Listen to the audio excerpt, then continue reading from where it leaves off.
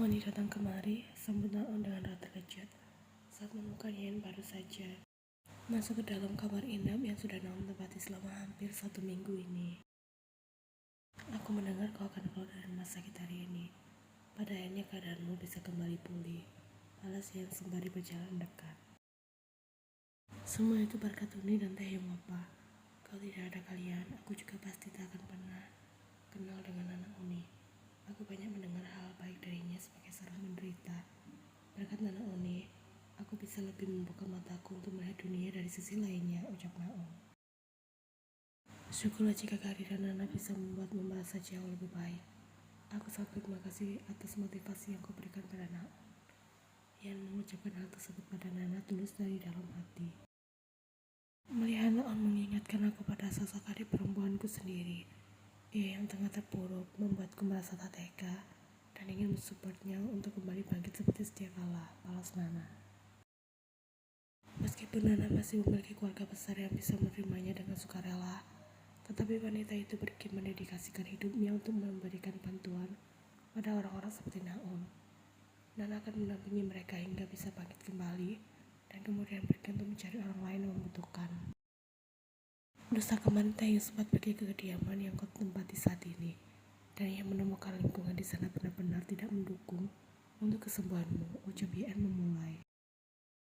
Orang-orang bahkan tak segan melihat Taehyung sama seperti saat mereka melihat Naon. Bahkan beberapa dari mereka secara terang meminta Taehyung membawa Naon pergi dari lingkungannya dengan segera.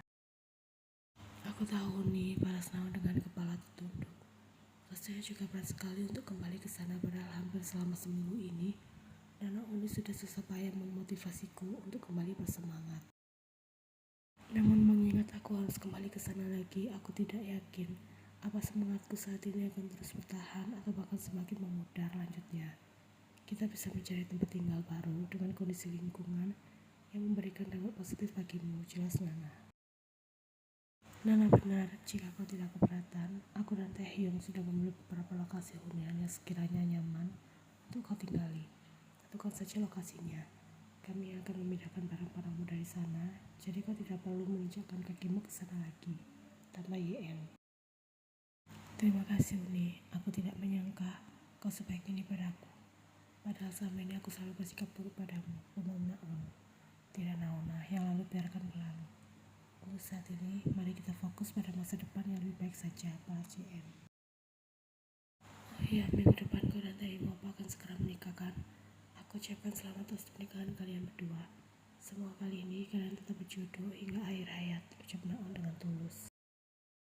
Terima kasih Naona. Jika bisa, kami juga mengharapkan kehadiranmu di sana, undang Yen. Bertera Dongi dan Hyeri kan di sana. Aku tidak bisa bertemu dengan mereka. Maaf karena tak bisa memenuhi undanganmu Uni. Keadaanmu saat ini sudah terlihat jauh lebih baik dari sebelumnya. Apakah masih tidak ingin mencoba untuk bertemu? Setelah bicara dengan mereka, tanya Yen. Tidak Uni, aku tidak mau jadi orang egois yang menarik ulur pasang Dongi setelah Hyeri. Kelam di situ. Namun kemudian membuka sebuah lemari kecil di samping ranjang pasien dan mengeluarkan sesuatu dari sana. Bisakah aku titipin untuk Hyeri? Ini adalah selimut kesayangan anak itu. Aku membawanya kemana-mana sebagai obat rindu. Tapi kemudian aku teringat jika Hyeri akan tidur dengan nyenyak jika menggunakan selimut ini. Jadi aku akan memutuskan untuk mengembalikannya, jelas Naon. Aku sudah meminta Nana Uni mengirimkannya ke tempat laundry. Selimutnya sudah bersih, jadi tolong katakan pada Ibu Donghae untuk tidak menganggap barang ini sebagai perantara penyakit yang aku derita. Naon hanya khawatir Ibu Donghae akan menolaknya dan membuang selimut yang berharga bagi Naon dan juga Hyeri ini. Kau benar-benar ingin memberikannya? Aku bisa pergi ke toko dan mencari selimut yang sama persis seperti ini. Karena aku lihat kau cukup keberatan untuk mengirimkan selimut ini pada Hyeri, balas Yen. Sebagai seorang ibu, Yen mengerti bagaimana beratnya menahan rasa rindu pada sang anak. Apalagi posisi Naon yang sudah tidak ingin bertemu dengan Hyeri lagi. Selimut ini satu-satunya barang yang ia miliki yang bisa mengobati rasa rindunya pada sang putri. Tidak apa-apa Uni, aku sudah memutuskan untuk tak mengusik Hyeri lagi. Aku akan melepaskan ini sepenuhnya, ucap Naon. Selamanya Heri adalah putrimu Nauna. Karena di dunia ini tidak ada yang namanya mantan anak, balas Yen. Ian akhirnya menerima selimut itu setelah melihat raut murung Naun. Akan aku berikan selimutnya, tapi aku harap kalau ketika ada Tuhan mempertemukan kalian kembali, jangan menghindarinya. Pesan Ian sebelum mengakhiri obrolan mereka. Nuna ingin bertemu dengan Tae Hyung Hyung. Dia baru saja pergi ke sana karena ada yang ingin dikerjakan. Semu Dong Hae saat Ian tiba di tempat latihan.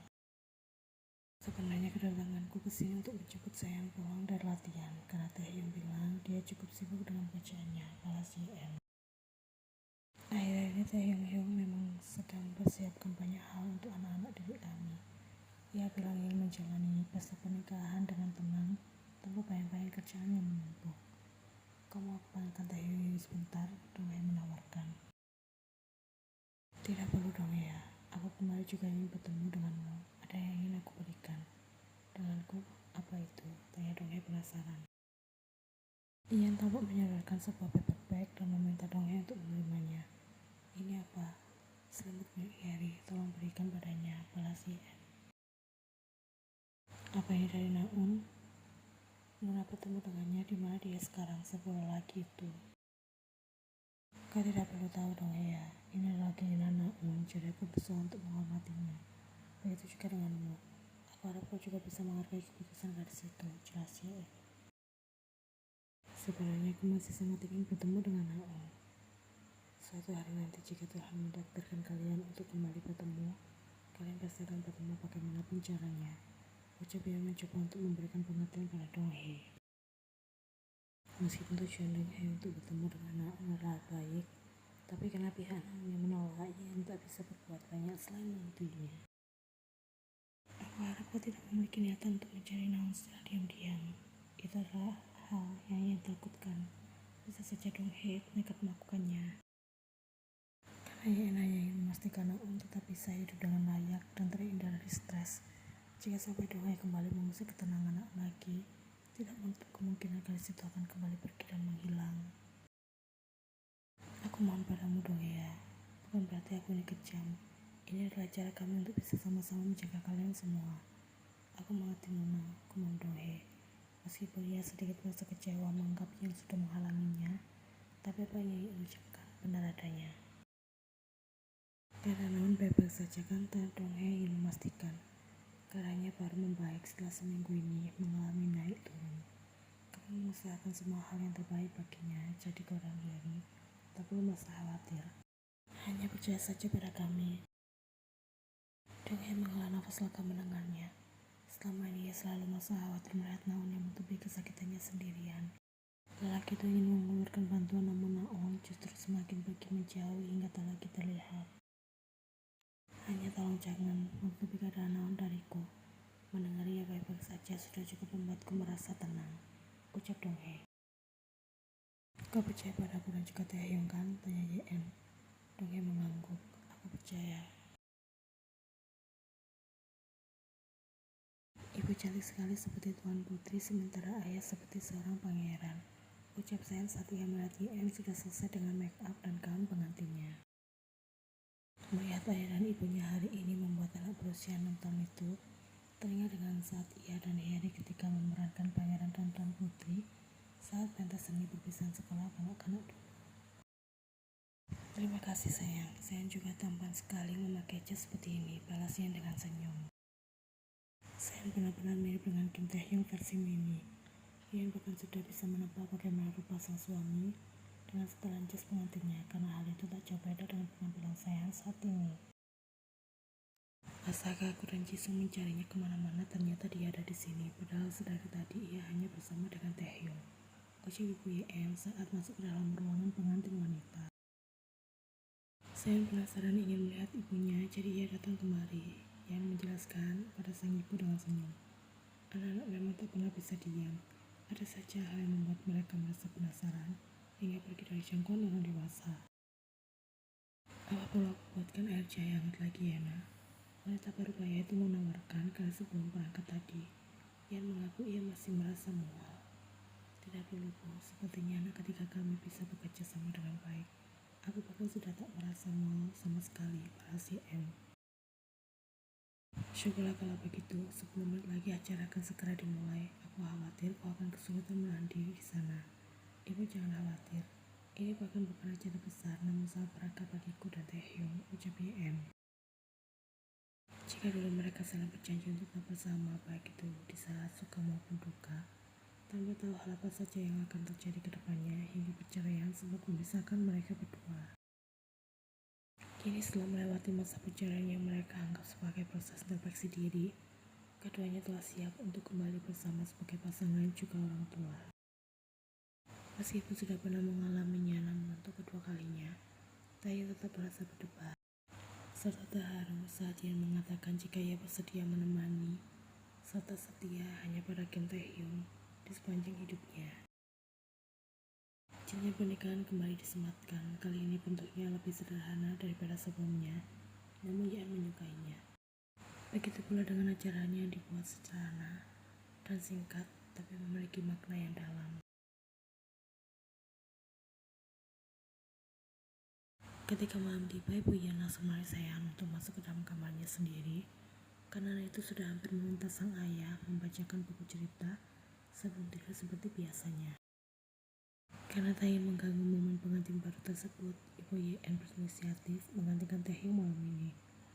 Padahal kan tidak apa-apa jika aku yang pergi ke kamar Sehan, ucap Taehyung sudah berbaring di atas ranjang.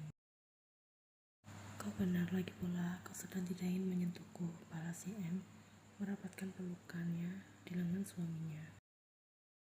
Mereka bahkan sudah sering tidur bersama sebelumnya, namun setelah menikah, tidur seperti ini rasanya jauh lebih menyenangkan dan terasa tenang. Selama ini Taehyung selalu takut dipergok Ibu Yeon. Bukan tidak ingin, aku hanya takut anak kita kenapa-napa, apalagi usianya baru 11 minggu. Sebagai seorang ayah yang baik, aku akan menahan diriku untuk tidak mengusik kenyamanannya di dalam sana, ucap Taehyung. Kau bisa menahannya kurang lebih hingga 6 bulan ke depan, pancing Yeon. Siapa bilang 6 bulan? Setelah ia sudah agak besar di dalam sana, aku tidak akan membiarkanmu tidur dengan tenang setiap malam, balas Taehyung. Ia menanggapi dengan senyum, tahu jika jawaban sang suami tidaklah serius. Justru Taehyung adalah sosok yang paling posesif terhadap keselamatan istri serta anak-anaknya. Apa kita hanya akan seperti ini saja hingga pagi menjelang? Kau serius tidak ingin aku puaskan? Aku masih punya tangan dan mulut yang jika kita melakukannya, itu tak akan mengganggu kenyamanan si kecil di dalam sana. Sebagai istri yang baik, ia menawarkan segala cara dengan sukarela. Tidak perlu sayang, aku tidak masalah hanya dengan begini saja semalaman, balas Taehyung. Karena jika ia tak menolak, ujung-ujungnya Yeon pasti akan ikut tergoda juga. Taehyung juga tak menjamin ia akan tahan untuk tak menyentuh sang istri lebih lanjut. Mari kita bicara mengenai Sehan saja, kata Taehyung kemudian. Ada apa dengan Sehan? Tanya Yeon heran. Aku berencana untuk memindahkan anak itu ke sekolah baru, balas Taehyung. Yeon segera teringat jika ia juga memiliki rencana yang sama. Hanya saja sedang menunggu waktu yang tepat untuk mengatakannya pada Taehyung. Tidak disangka suaminya itu justru membahasnya lebih dulu. Aku juga tengah mempertimbangkan untuk tak lagi menjadi donatur di sekolah Sehan mulai bulan depan. Lanjut lagi itu. Kenapa? Tanya Yeon ingin tahu alasannya. Karena aku tak suka sikap mereka pada anak kita. Jika itu sesama anak-anak, aku pasti tak akan memperbesar masalah ini. Namun aku tak terima saat para orang tua murid turut mengusik kesenangan saya di sekolah. Anak itu menangis saat aku menjemputnya pulang dan menceritakan semuanya. Namun aku membujuknya untuk tak bercerita padamu karena takut kau akan kepikiran. Mereka mengintimidasi Sehan dengan mengatakan ia memiliki orang tua yang munafik karena kembali menikah setelah bercerai. Mereka juga berkata jika murid-murid yang lain sudah tak ingin berteman dengannya lagi. Jelas yang panjang yang membuat Yeon tak bisa menutupi rasa terkejutnya. Sebenarnya ucapan bule kala itu secara perlahan mulai ia buktikan. Seharusnya sejak awal aku tidak perlu memasukkan Sehan ke sekolah itu. Kumum Yeon karena awalnya ia sempat merasa bimbang untuk memasukkan Sehan ke sekolah mana. Ini bukan salahmu. Aku tahu kau sudah sangat sibuk sebagai ibu rumah tangga. Kau Aku memilih yang terdekat dari rumah agar tak terlalu banyak menyita waktu. Saat itu aku juga tak turut memberikan solusi dan membiarkanmu mengambil keputusan ini sendirian, ucap Taehyung. Jika saat itu aku turut ikut andil untuk merawat Sayan, kejadian seperti ini kemungkinan tak akan pernah terjadi lanjutnya. Untuk saat ini tidak ada yang perlu disesali. Kita sudah bersama sekarang untuk berbagi pikiran serta menemukan solusi. Mari lakukan yang terbaik saja dan lupakan yang lalu. Ibu Taehyung karena sepenuhnya mengerti orang yang tengah hamil rawan sensitif terhadap banyak hal. Setelah kenaikan kelas, mari pindahkan Sayan dari sana sebelum kelakuan mereka semakin menjadi-jadi. Kemudian masih belum bisa merasa tenang. Lalu mengenai donatur, mari berhenti saat Sayan sudah keluar dari sana. Aku tidak ingin anak kita semakin dipojokkan oleh orang tua murid serta teman-teman Sayan yang lainnya, lanjut JN. Baiklah, untuk sementara waktu kita lakukan hal tersebut. Kau jangan terlalu merasa khawatir. Setelah ini, aku tak akan membuatmu kepikiran hal semacam ini dan hanya mengisi hari-harimu dengan perasaan bahagia, ucap Taehyung. Yang tersenyum menanggapi ucapan Taehyung. Dua lelaki ini bahkan tak pernah menjanjikan hal semacam ini setelah mereka menikah. Namun kini ucapan Taehyung sangat bisa dipegang dan dibuktikan kebenarannya. Jadi Yen tak merasa ragu sama sekali.